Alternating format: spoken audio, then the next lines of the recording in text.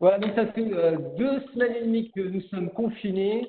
En tout cas, pour ceux qui vivent à Paris, on a au moins une chance, c'est qu'il fait beau depuis quelques jours. Vos équipes ont appris à travailler à distance. Le travail à distance, le management à distance s'est mis en place.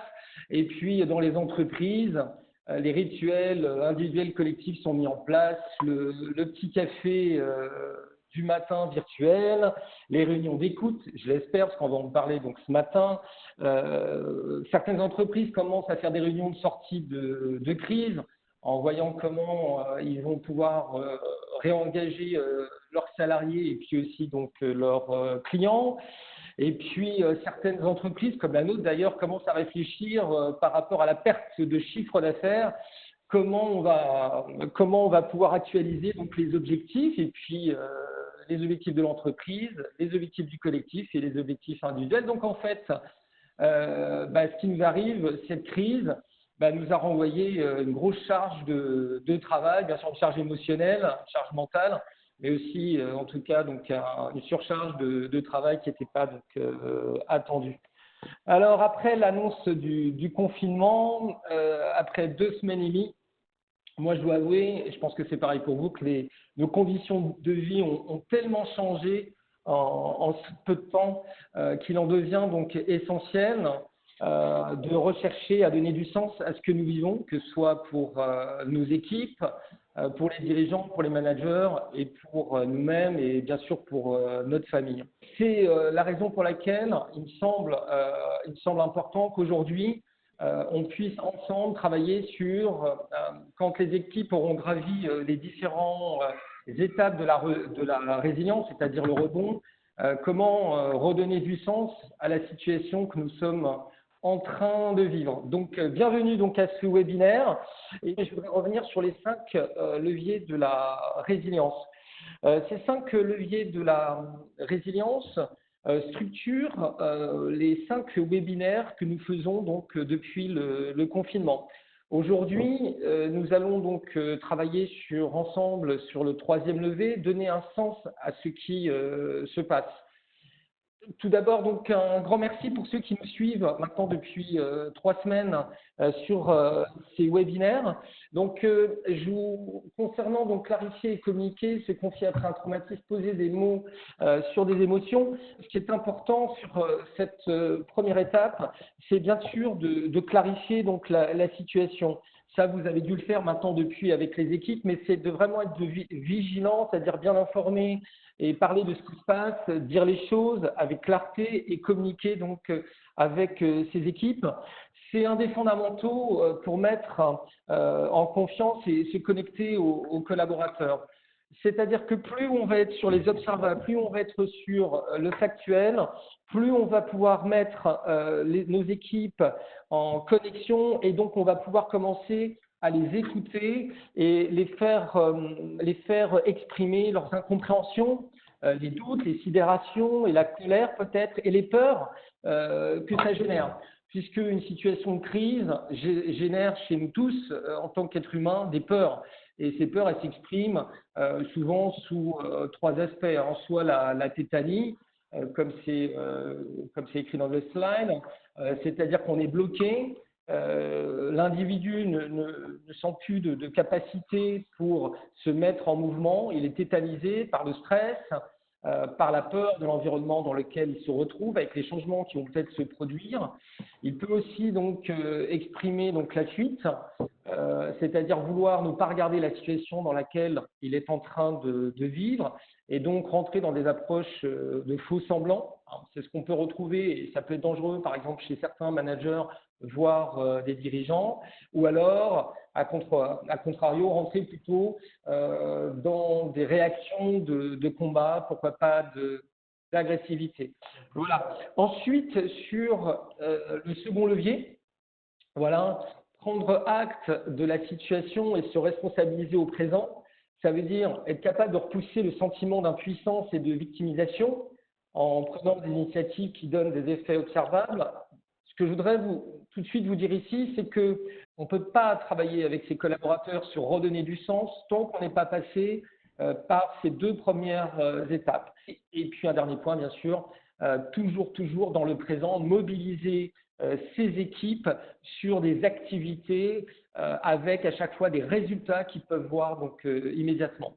On va maintenant s'attacher à donner un sens à ce qui se passe, c'est-à-dire comprendre ce qui est à l'œuvre pour l'avenir, pour se protéger avec un sentiment d'auto-efficacité. Le sentiment d'auto-efficacité va être développé sur le levier 1 et le levier 2, c'est-à-dire que en fait, en rassurant notre collaborateur, en l'aidant à voir et en lui faisant prendre conscience qu'il a les ressources internes pour s'adapter aux nouvelles pratiques, peut-être à un nouveau métier, à de nouvelles missions, en fait, on va lui faire prendre conscience et on va lui donner la perception, bien entendu, c'est ça l'auto-efficacité, on va développer chez lui la perception qu'il a toutes les qualités, toutes les capacités, toutes les ressources internes pour être capable de réaliser donc l'activité.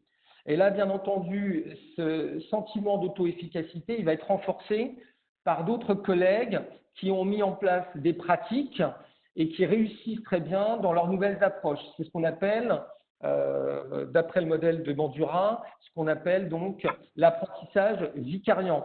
Utiliser le retour d'expérience des autres pour montrer que c'est possible et développer ce sentiment d'auto-efficacité, aider le collaborateur à aller chercher les ressources internes qu'il a, insoupçonnées, pour être capable de passer du potentiel à la compétence. Donc, vous voyez, ce sentiment d'auto-efficacité, il faut vraiment le développer en préalable pour que le collaborateur accepte de rentrer dans donner un sens réellement à ce qui est en train de se passer pour lui dans l'entreprise. Voilà. Certaines personnes que j'ai vues dans des entreprises ne veulent pas prendre le temps du recul. C'est-à-dire qu'en fait, ils ne veulent pas forcément donner du sens. J'ai vu déjà maintenant certains dirigeants, certains managers se dire chouette, j'ai trouvé des solutions, j'ai trouvé de nouvelles solutions, je suis arrivé à m'adapter à la situation, et puis ça y est, je suis reparti sur la performance, j'ai trouvé des nouveaux leviers, et bien entendu, sans se questionner sur le sens, sans vérifier avec les équipes quel sens ils mettaient à ce qui était en train de se passer. Nos valeurs vont être, je pense qu'il va y avoir une évolution de nos valeurs. Je pense qu'on est tous responsables dans l'entreprise sur la mission que nous effectuons. On peut, sur le périmètre que nous avons, et bien entendu, moi en tout cas personnellement, je ne me sens pas coupable à une grande échelle de tout ce qui s'est passé. En revanche, moi ce que j'ai envie de faire personnellement, c'est pouvoir agir sur le périmètre où j'ai vraiment une responsabilité et sur lequel je peux agir. Voilà. Mais en tout cas, pour moi, les équilibres de vie ont changé et les conditions de vie, de toute façon, en ce moment, ont changé et vont faire en sorte que cette crise va nous faire aller vers autre chose. Quand en fait, on a pu voir que nos équipes ont déjà passé la première et la deuxième étape, en sachant qu'il y a des retours qui se font. C'est-à-dire que l'être humain, et la résilience, c'est pas mécanique. On avance de deux pas, on recule selon ce qu'on vit, selon ce qu'on ressent et selon l'écoute qu'on a de soi et puis surtout la conscience de soi et le niveau de conscience qu'on a de soi et la maîtrise de soi. Voilà, donc pour moi, les règles d'or, elles sont celles-ci. Faire cet exercice avec son équipe, prendre du temps, être dans la lenteur et bien sûr chercher à donner un sens à ce qui est en train de se passer et parallèlement bien sûr avoir construit donc le sentiment d'auto-efficacité de chaque collaborateur, c'est un essentiel. J'en profite pour vous dire que dans l'accompagnement des équipes, s'il vous plaît, soyez vigilants. Si vous déjà vous êtes reparti en action, si vous êtes arrivé à donner un sens, à toujours être vigilant, à bien suivre vos collaborateurs parce que vos collaborateurs, pour certains, n'avancent pas à votre rythme. Et c'est souvent une des grosses problématiques que j'ai pu découvrir dans les changements difficiles, comme par exemple des postes PSE ou des fusions-acquisitions, où certains managers n'arrivaient pas à comprendre pourquoi les collaborateurs ne rebondissaient pas tout de suite. Donc on n'avance pas tous au même rythme et il peut y avoir quelquefois des reculs qui sont liés à des peurs, ou alors parce que le manager n'est pas arrivé ou l'entreprise n'est pas arrivée à construire les conditions favorables donc au sentiment de sérénité, donc à la confiance. Voilà. Donc, ce genre d'exercice, c'est à réaliser en écoute individuelle et ou collective, et bien sûr d'être dans une posture d'ouverture, parce que le sens, il est différent selon chacun d'entre nous par rapport à son expérience de vie, à la manière dont il vit, la situation qui peut être différente selon les uns et les autres. Voilà.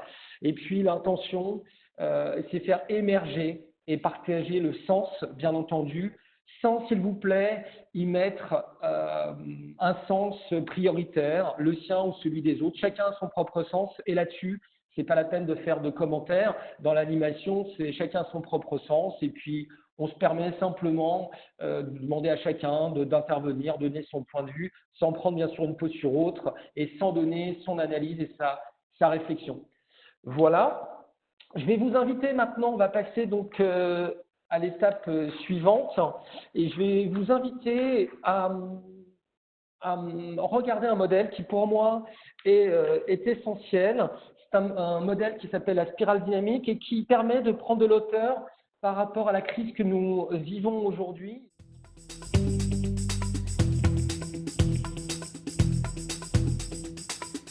La spirale dynamique est une approche développée par le psychosociologue Claire Graves, professeur à l'Université de New York, qui a passé plus de 35 années de sa vie à répondre à la question « Qu'est-ce qu'une personnalité mature ?»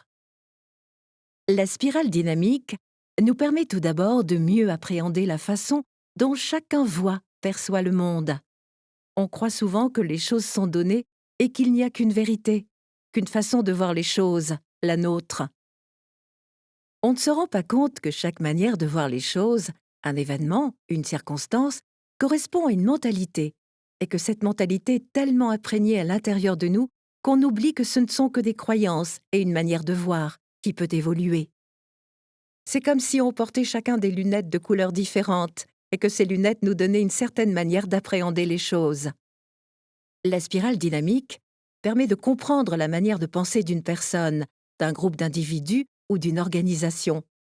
Elle cartographie 8 modes de pensée, c'est-à-dire 8 étapes successives que traversent à la fois les individus, les organisations et au même titre la société, voire l'humanité. Le passage d'un mode de pensée à un autre s'opère lorsque nous sommes face à un problème pour lequel nous ne trouvons pas de solution avec notre système de valeurs présent. Par exemple, aujourd'hui, une de nos problématiques est de veiller à l'écologie et à la pérennité de notre planète. Pourquoi ? Car notre mode de pensée dominant actuel, dans la plupart des pays occidentaux du moins, à savoir le niveau d'existence orange, se caractérise par la volonté de progresser en permanence, par la croyance que le monde est plein de ressources et par un côté optimiste qui amène à la conviction que si une avancée technologique pose problème aujourd'hui, ce n'est pas très grave. Nous trouverons bien la solution un jour. Ce mode de pensée a eu énormément de mérite et a permis des avancées et des progrès formidables. Et en même temps, il semble aujourd'hui avoir atteint sa limite. Pour autant, pas question de tout renier. Un niveau de pensée ne remplace pas son prédécesseur, il se rajoute à lui. Ce qui explique que nous manifestions tous plusieurs niveaux de pensée, dans des proportions variables. Et voilà, désormais, vous connaissez les grands principes de la spirale dynamique en 1 minute.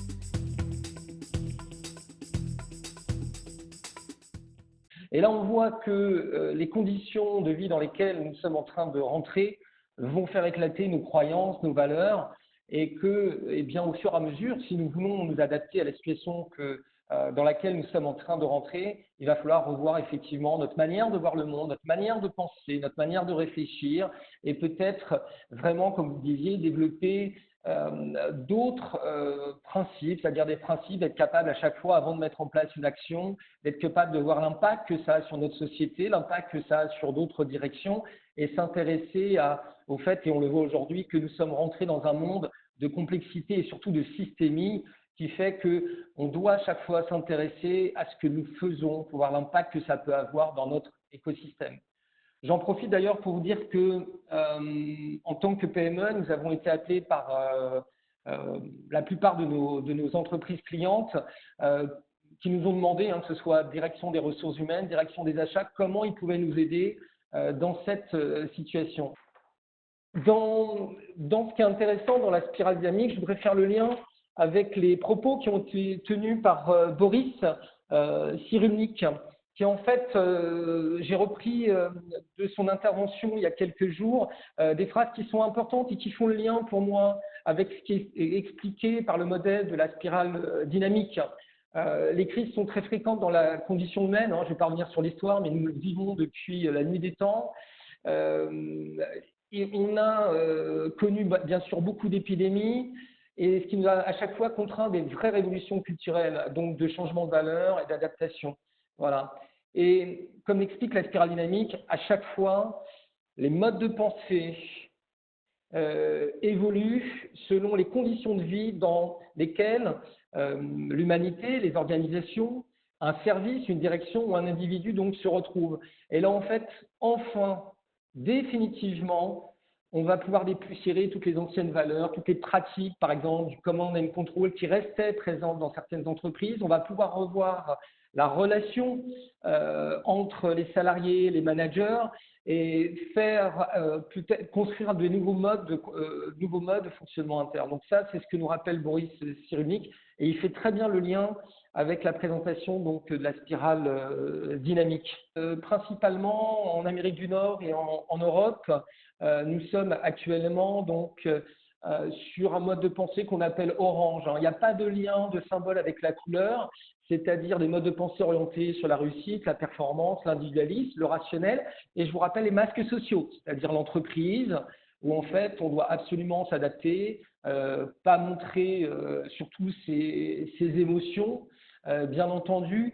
Et la crise que nous sommes en train de vivre va permettre d'accélérer les changements et donc revoir complètement nos modes de pensée en étant plus dans l'harmonie, hein, c'est le vert, et c'est ce que nous avons déjà fait hein, dans les entreprises, on le voit bien maintenant, ces cultures qui se développent, plus l'harmonie, accepter la pensée relativiste, c'est-à-dire partir du principe que eh bien, notre manière de voir le monde est différente selon les uns et les autres, et tous les points de vue, toutes les pensées, bien entendu, se valent parce qu'elles sont reliées à notre éducation, notre expérience de vie, et c'est bien de construire ensemble, de prendre des décisions ensemble, de coopérer. C'est ce qui va nous permettre de pouvoir construire un autre monde. Voilà. Donc, l'intérêt de ce modèle, c'est de comprendre que les entreprises, les managers qui resteraient sur un mode de pensée précédent, le mode orange, vont avoir de plus en plus de difficultés à s'adapter donc au monde qui les entoure, notamment s'adapter aux nouvelles demandes des clients et à la manière dont les clients voient le monde. De plus en plus de clients sont très attentifs à effectivement prendre soin de la planète, aux produits donc, qui sont distribués, par exemple, pour les entreprises. Et on va, je pense, avec cette crise, accélérer aussi vers d'autres modes de pensée, c'est-à-dire plus systémiques, où on est dans, pourquoi pas, plus le travail sur soi, hein, c'est la couleur jaune, plus la fonctionnalité, en finir avec les peurs, hein, puisqu'on rentre dans un cycle qu'on appelle d'existence, où en fait on n'a plus peur, on est passé par des étapes et ce n'est pas les peurs qui nous dominent, on est plus dans le développement de soi et on a travaillé sur notre ego, on ne recherche plus à montrer qu'on est performant, qu'on est parfait. On est justement dans le développement de soi et puis travailler sur l'accompagnement donc des autres. Donc voilà ce qui pourrait se passer dans les semaines et les mois qui vont venir et comment notre société devrait évoluer. Ces recherches, elles ont été entreprises il y a plus maintenant ça fait maintenant 50 ans que des chercheurs sont sur ce modèle qui est vraiment très intéressant et très utilisé maintenant donc dans les entreprises. Voilà. On vient de voir aujourd'hui donc les trois premiers leviers. Chaque levier est interdépendant les uns des autres, bien entendu. Et le 9 avril, donc, on travaillera avec vous sur le quatrième levier qui est accéder à un degré de conscience sans culpabiliser, c'est-à-dire pouvoir prendre en compte les nouveaux éléments de l'écosystème et agir dans ce nouveau monde. 9 avril, être à l'écoute des signaux faibles et développer l'intelligence émotionnelle. Donc, ce sera animé donc, par l'équipe Accor. Et le jeudi 16, comment réengager les collaborateurs avec une période de chômage partiel. Et puis, un petit mot justement sur en ce moment ce qui se passe pour nous sur les modules de formation à distance. C'est-à-dire que C'est très intéressant ce qui est en train de se passer. Hier, avant la crise, tous les parcours télétravail et efficacité personnelle, management à distance en situation de crise étaient des modules qui étaient utilisés donc, par les entreprises, mais le télétravail commençait à se mettre en place pour à peu près 29 à 30% des salariés dans les entreprises. Et là, il y a une bascule qui s'est faite puisque nous, en l'espace de 15 jours, on s'est retrouvé avec des entreprises qui ont décidé donc eh bien, de faire suivre ces parcours de formation à distance. Ça, c'est pour vous montrer en fait que cette crise, elle accélère la réactivité sur des nouveaux comportements qui sont attendus, alors que même lorsqu'on travaillait hier sur la mise en place du télétravail, du management à distance avec les entreprises, c'était des projets qui demandaient à peu près 6 mois, 12 mois avant de se mettre en place. Là, en fait, il y a une accélération que ce soit dans tous les domaines, que ce soit dans le domaine de l'entreprise privée, l'entreprise publique, une accélération de la mise en place de ces nouvelles modes de fonctionnement pour répondre à ces nouvelles conditions de vie dans lesquelles nous sommes rentrés.